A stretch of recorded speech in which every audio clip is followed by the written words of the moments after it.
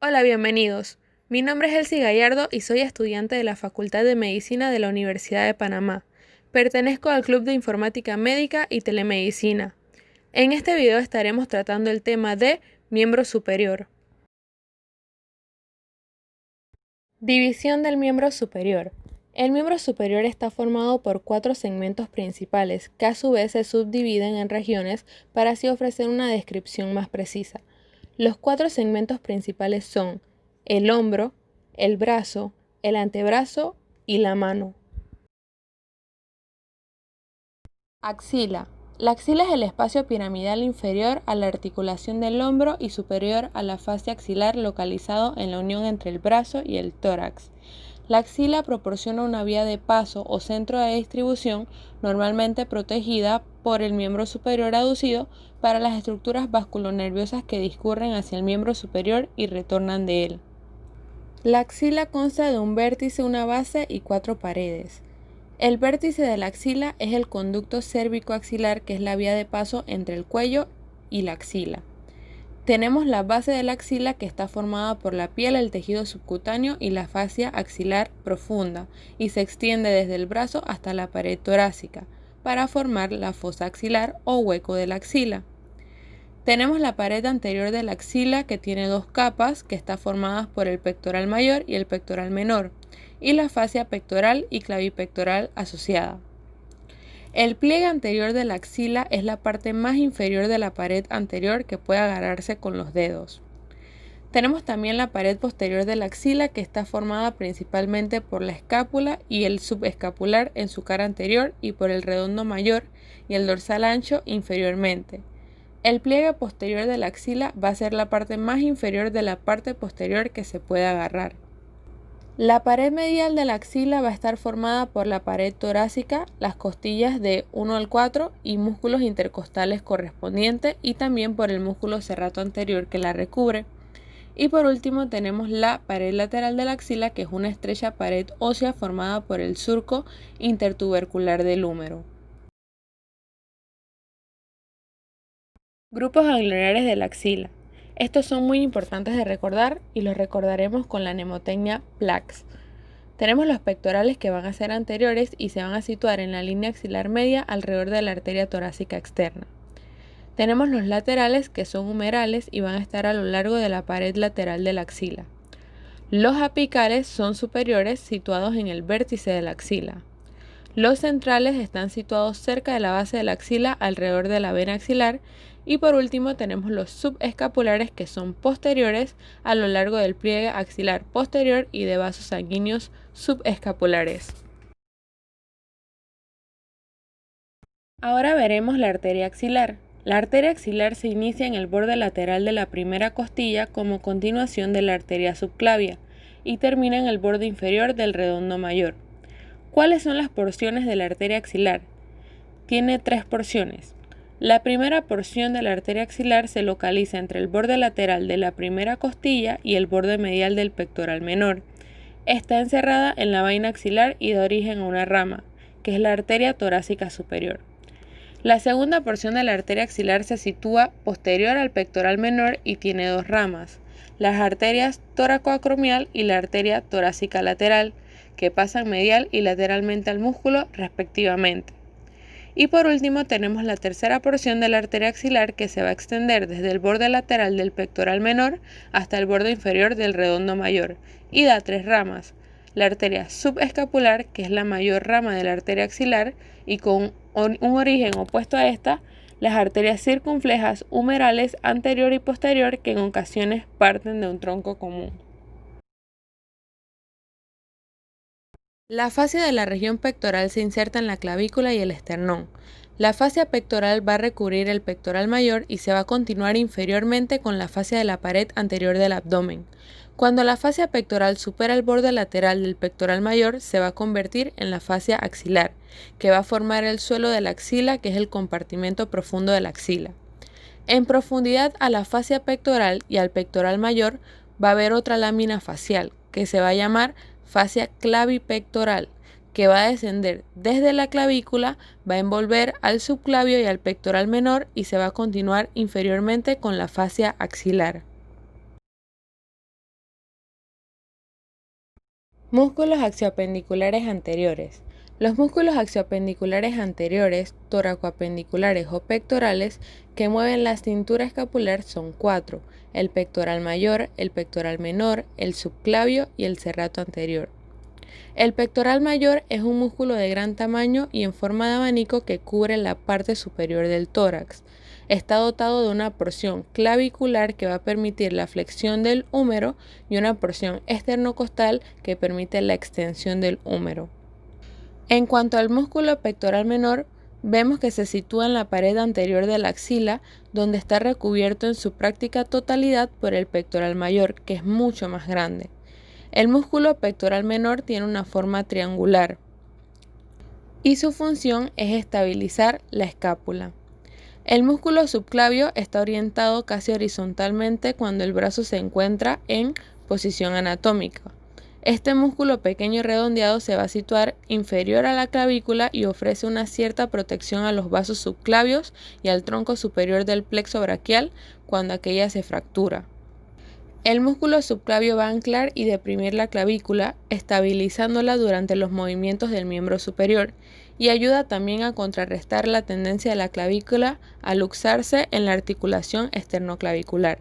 Y por último tenemos el músculo serrato anterior, que va a cubrir la parte lateral del tórax y forma la pared medial de la axila. El músculo serrato anterior es uno de los músculos más potentes de la cintura escapular, es un potente protractor de la escápula y se utiliza cuando se dan puñetazos o se intenta alcanzar algún objeto situado anteriormente. En ocasiones se denomina músculo del boxeador. Músculos axiopendiculares posteriores o extrínsecos del hombre. Estos están divididos en músculos axiopendiculares posteriores superficiales y profundos. Comencemos con los superficiales. Aquí vamos a incluir el músculo trapecio, que va a estar inervado por el 11º par craneal o bien llamado nervio accesorio. Va a constar de 3 porciones, que es una porción descendente que va a ascender o elevar, una porción ascendente que va a descender. Sus funciones son a la inversa de sus porciones. Y por último, una porción media o todas juntas que van a retraer la escápula. El músculo dorsal ancho va a estar inervado por el nervio tóraco-dorsal y su función es extender, aducir y rotar medialmente. Pasemos ahora a los músculos axiopendiculares posteriores profundos. Aquí vamos a incluir el músculo elevador de la escápula, que está inervado por el nervio dorsal de la escápula y los nervios cervicales C3 y C4. Su función es elevar la escápula y rotar la cavidad glenoidea inferiormente. Y por último tenemos los músculos romboides menor y mayor, que son inervados por el nervio dorsal de la escápula. Sus funciones son retraer la escápula, descender la cavidad glenoidea y fijar la escápula a la pared torácica. Drenaje venoso del miembro superior. Va a estar compuesto por venas superficiales y venas profundas. Venas superficiales. Las venas cefálica y basílica son las principales venas superficiales del miembro superior. Se van a originar en la red venosa dorsal de la mano, situada en lo que es el tejido subcutáneo del dorso de la mano. Las venas perforantes van a establecer comunicaciones entre las venas superficiales y las venas profundas. La vena cefálica va a ascender por el tejido subcutáneo desde la cara lateral de la red venosa dorsal de la mano y va a proseguir a lo largo del borde lateral del carpo y la cara anterolateral del antebrazo proximal y el brazo. Con frecuencia es visible a través de la piel. Anterior al codo, la vena cefálica se comunica con la vena mediana del codo, que va a discurrir oblicuamente a través de la cara anterior del codo en la fosa del codo, y se une con la vena basílica. En su trayecto ascendente, la vena cefálica va a pasar entre los músculos deltoides y pectoral mayor a lo largo del surco deltopectoral y va a entrar en el triángulo clavipectoral. A continuación va a atravesar la membrana costocoracoidea y parte de la fascia clavipectoral para unirse a la porción terminal de la vena axilar. La vena basílica, en cambio, va a partir del extremo medial de la red venosa dorsal de la mano y va a ascender por el tejido subcutáneo a lo largo del lado medial del antebrazo y la parte inferior del brazo. Con frecuencia es visible a través de la piel, al igual que la vena cefálica. Plexo braquial. La mayoría de los nervios del miembro superior provienen del plexo. Es una importante red nerviosa que inicia en el cuello, pasa a través del escaleno anterior y medio y de la arteria subclavia. El plexo braquial se forma por la unión de los ramos anteriores de los 4 últimos nervios cervicales, o sea de C5 a C8 y del primer torácico que corresponde a T1, que constituyen las raíces del plexo braquial. En la parte inferior del cuello, las raíces del plexo braquial se van a unir para formar 3 troncos. Un tronco superior de la unión de las raíces C5 y C6, un tronco medio que es una continuación de la raíz C7 y un tronco inferior que es de la unión de las raíces C8 y T1. Cada tronco del plexo braquial va a dar origen a una división anterior y una posterior cuando el plexo pasa a través del conducto cérvico-axilar, posterior a la clavícula. Las divisiones anteriores de los troncos van a inervar a los compartimentos anteriores o flexores del miembro superior y las divisiones posteriores de los troncos van a inervar los compartimentos posteriores o extensores del miembro superior. Músculos del brazo. De los 4 principales músculos del brazo, 3 son flexores, que son el bíceps braquial, el braquial y el coracobraquial, que se encuentran en el compartimento anterior o flexor del brazo y están inervados por el nervio músculo cutáneo. Solo uno es extensor, que es el tríceps braquial, que se va a encontrar en el compartimento posterior y va a estar inervado por el nervio radial. El anconio es un músculo coadyuvante del tríceps situado distalmente que también pertenece al compartimento posterior. Comencemos con el bíceps braquial. El bíceps braquial, tal como su nombre lo indica, está dotado normalmente de 2 cabezas en su inserción proximal. Su función va a ser supinar el antebrazo y cuando está supinado, flexiona el antebrazo. La cabeza corta se va a oponer a la luxación del hombro. En esta imagen podemos observar los músculos braquial y coracobraquial. El músculo braquial es un músculo fusiforme y aplanado que se sitúa posteriormente y en profundidad respecto al bíceps braquial. El braquial es el principal flexor del antebrazo. Es el único flexor puro y produce la mayor cantidad de fuerza de flexión. Él va a flexionar el antebrazo en todas las posiciones sin verse afectado por la pronación o la supinación, durante los movimientos tanto lentos como rápidos y tanto en presencia como en ausencia de resistencia. El músculo braquial va a estar inervado por el nervio músculo cutáneo y por el nervio radial. Por último, veremos el músculo coracobraquial. El músculo coracobraquial es un músculo alargado que se sitúa en la parte superomedial del brazo y constituye un útil punto de referencia para localizar otras estructuras del brazo. Participa en lo que es la flexión y la aducción del brazo y estabiliza la articulación del hombro. Este músculo está inervado por el nervio músculo cutáneo. Ahora veremos los músculos posteriores del brazo. Como ya mencionamos, tenemos el tríceps braquial y el anconio. El músculo tríceps braquial va a estar compuesto por 3 cabezas, una cabeza larga, una cabeza lateral y una cabeza medial. Va a estar inervado por el nervio radial y es el principal extensor del antebrazo. La cabeza larga se va a oponer a la luxación del hombro, especialmente importante durante la aducción. Y por último tenemos el músculo anconio, que va a estar inervado también por el nervio radial y va a ayudar al tríceps braquial en la extensión del antebrazo.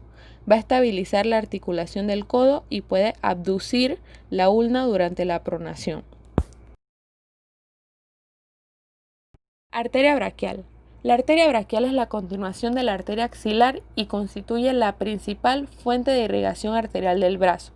Se va a iniciar en el borde inferior del redondo mayor y va a terminar en la fosa del codo frente al cuello del radio, donde recubierta por la aponeurosis bicipital se va a dividir en las arterias radial y ulnar. Esta arteria es relativamente superficial y palpable a lo largo de todo su recorrido. Va a discurrir anterior al tríceps braquial y al músculo braquial. Al principio se va a situar medialmente en relación con el húmero en el surco bicipital medial. Continuando su trayecto, se va a dirigir inferolateralmente, donde va a ir acompañada con el nervio mediano, que la va a cruzar por delante. Las principales ramas de la arteria braquial dotadas de nombres que se originan de su cara medial son la arteria braquial profunda y las arterias colaterales ulnares superior e inferior. Estas arterias colaterales van a ayudar a formar las anastomosis arteriales periarticulares de la región del codo. Inervación del brazo. A lo largo del brazo discurren 4 nervios principales que son el nervio mediano, ulnar, musculocutáneo y radial. Sus orígenes son, como ya bien vimos, a partir del plexo braquial.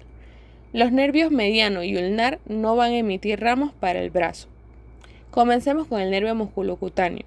Este se inicia en oposición al borde inferior del pectoral menor, perfora el músculo coracobraquial y continúa distalmente entre el bíceps braquial y el músculo braquial.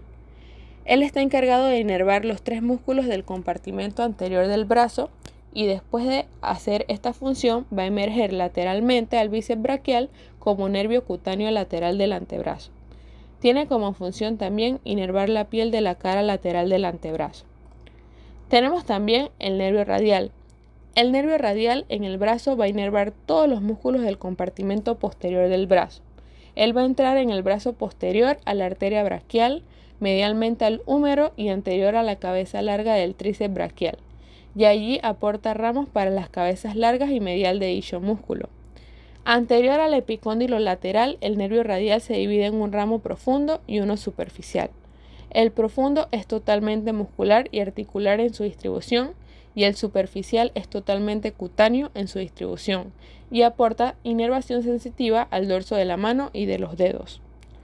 El nervio mediano en el brazo va a discurrir en dirección distal lateral a la arteria braquial hasta que alcanza la mitad del brazo, donde cruza hacia el lado medial y va a entrar en contacto con el músculo braquial. El nervio mediano no va a emitir ningún ramo en la axila ni en el brazo, pero aporta ramos articulares para la articulación del codo. Y por último tenemos el nervio ulnar, que en el brazo va a discurrir distalmente a partir de la axila, anterior a la inserción del redondo mayor y a la cabeza larga del tríceps, junto al lado medial de la arteria braquial. Fosa del codo. La fosa del codo se observa superficialmente como una depresión situada en la cara anterior del codo. En profundidad se trata de un espacio relleno de una cantidad variable de tejido adiposo anterior a la parte más distal del húmero y de la articulación del codo. El suelo de la fosa del codo va a estar formado por los músculos braquial y supinador del brazo y el antebrazo, y el techo va a estar formado por la continuidad de las fascias profunda braquial y antebraquial, reforzada por la aponeurosis bicipital, el tejido subcutáneo y la piel. ¿Qué alberga la fosa del codo? Alberga la porción terminal de la arteria braquial y los ramos iniciales de sus ramas terminales, las arterias radial y ulnar. La arteria braquial se localiza entre el tendón del bíceps braquial y el nervio mediano. También alberga las venas profundas satélites de las arterias, el tendón del bíceps braquial, el nervio mediano, el nervio radial situado en profundidad entre los músculos que forman el límite lateral de la fosa, y el braquial que se divide en sus ramas superficial y profundo.